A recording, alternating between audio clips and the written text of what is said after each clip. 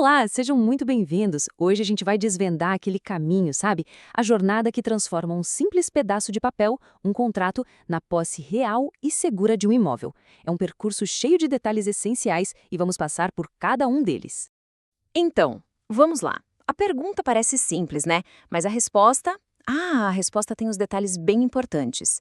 Será que basta assinar aquele contrato particular, o famoso contrato de gaveta? Ou quem sabe ir até um cartão de notas e fazer uma escritura pública e pronto, o imóvel é seu? A resposta curta e direta é não. Não é bem assim. Muita gente acredita que na hora que assina o contrato e paga o valor combinado, o imóvel já é seu. Só que isso é um engano bem comum e, olha, pode ser perigoso. O contrato, na verdade, ele só cria a obrigação de transferir a propriedade. Ele é o ponto de partida, gente, não a linha de chegada. E aqui está o mantra que vai guiar toda a nossa conversa de hoje. Só é dono quem registra. Essa frase, que vem da nossa própria lei, resume tudo. A transferência de verdade da propriedade de um imóvel só acontece com um passo final, um passo decisivo. Bom, vamos começar pelo mais conhecido de todos, o contrato de compra e venda.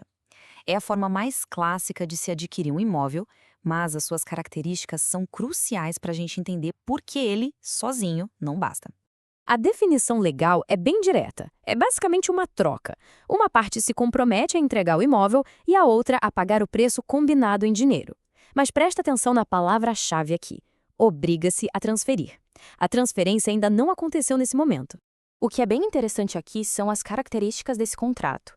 Ele é consensual, porque precisa do acordo de todo mundo, e oneroso, porque, claro, envolve dinheiro. Mas os pontos-chave mesmo são os dois últimos. Ele é pessoal e bilateral, ou seja, ele cria uma obrigação entre as pessoas envolvidas, mas ainda não transfere o imóvel em si. E isso nos leva a uma distinção super prática, muito importante no dia a dia. A venda ad corpus, que a gente costuma chamar de porteira fechada, é quando se compra o imóvel como um corpo certo, um todo.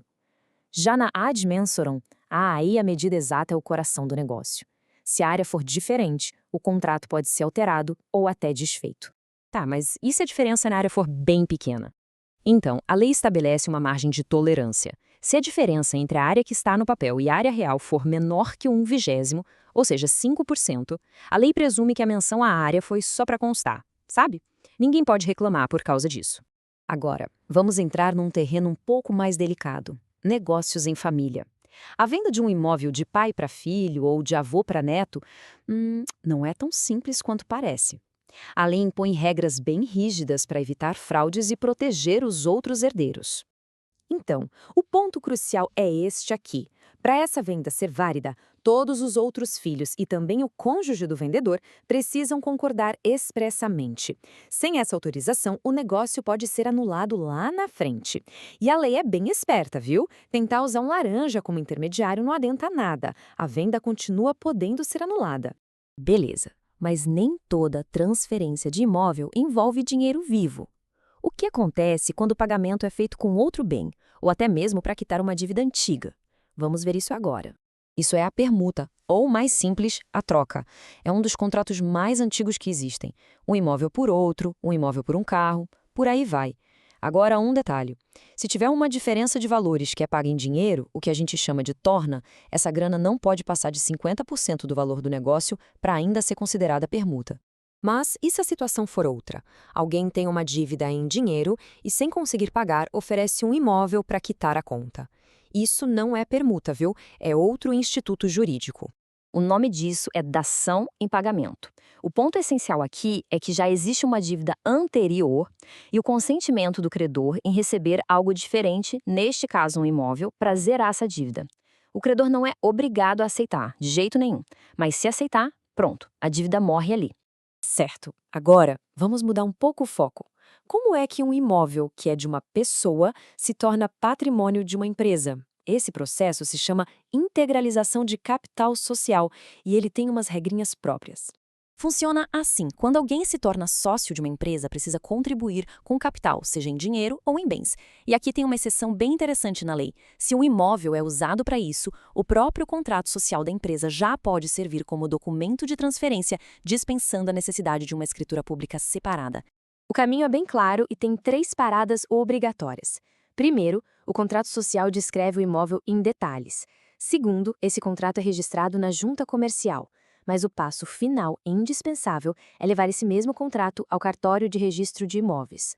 E olha, para não restar nenhuma dúvida, está aqui o entendimento do Superior Tribunal de Justiça que é categórico. O registro na junta comercial sozinho não é suficiente. Enquanto o contrato não for averbado na matrícula do imóvel, ele continua sendo do sócio, não da empresa. Mais uma vez, só é dono quem registra.